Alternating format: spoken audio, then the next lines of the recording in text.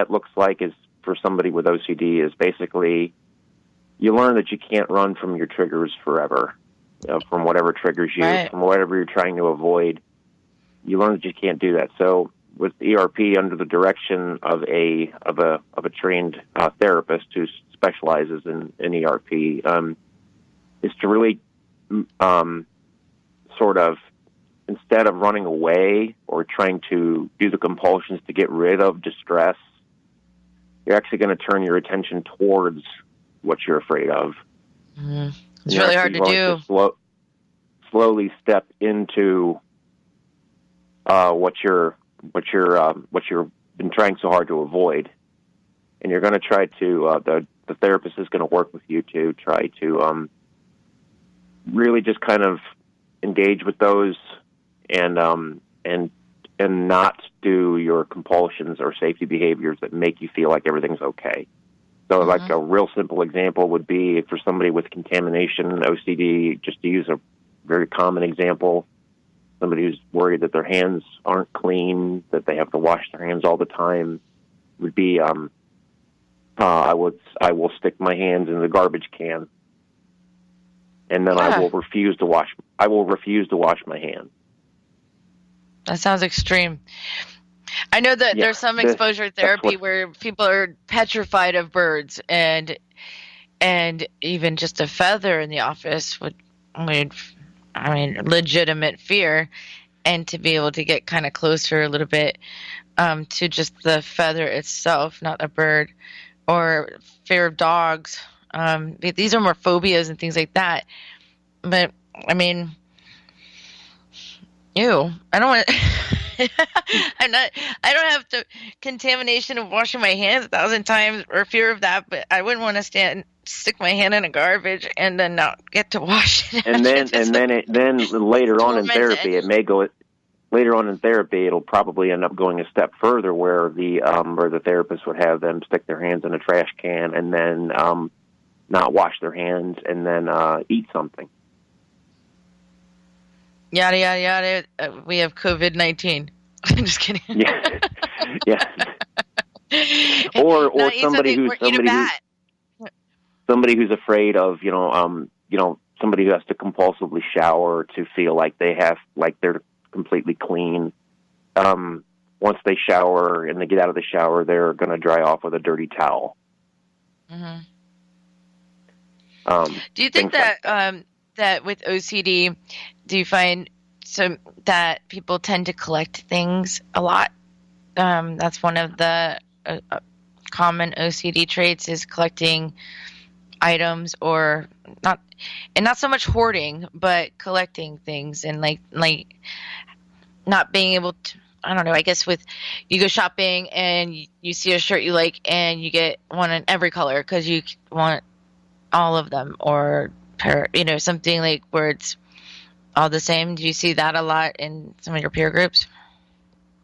I don't really see a lot of that specifically so much. I mean, I think it could be because it's all about having a sense of control, and in order to do whatever you can to sort of get rid of distress, and to feel like you can control your own destiny and everything like that, and control how your life is going to be.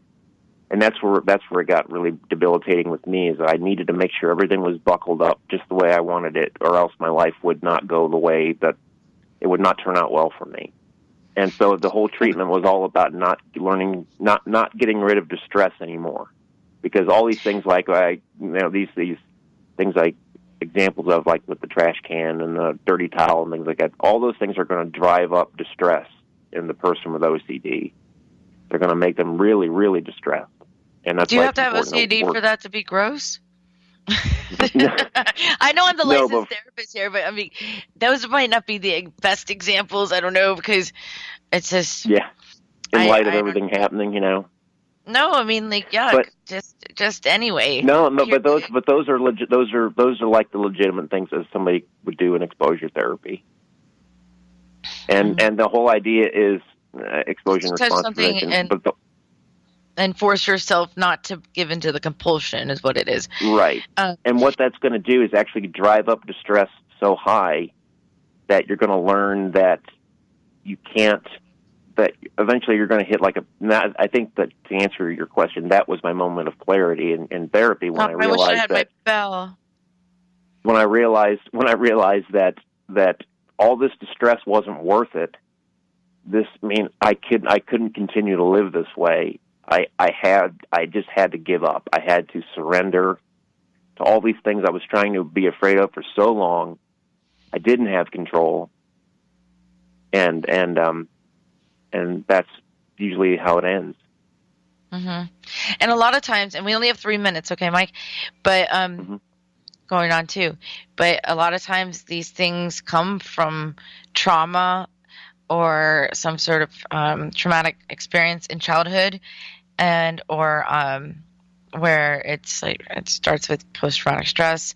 A lot of abuse victims develop obsessive compulsive disorder or perfectionism, and a lot of people that because there's a loss of control, and so then they need the control. They feel the need for some control. It comes from abuse or rape or assault, a lot of stuff, and not every time, but it's very common because they need that control. And then like anorexia stems from that too. A lot of times bulimia and compulsive overeating, just things like that. And it's something to look into.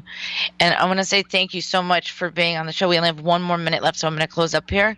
But Mike, you've been wonderful in everything that you do. And so you can find him on Facebook, Mike Sizemore, and OCD Friends is one of the groups that he runs, and he has a peer support group. And I encourage you to message him if you need somebody to talk to. I know that he makes it his passion. And we'll be back every Thursday and Friday from 12 to 1. Hopefully we'll be in studio next week. It's kind of I don't know, after this show, I might not want to touch a garbage can.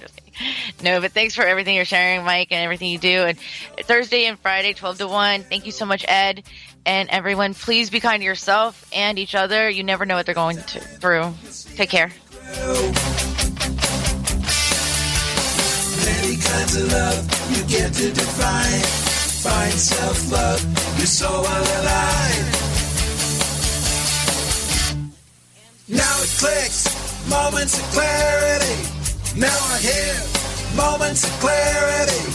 Now I get it, moments of clarity. To yourself, be kind.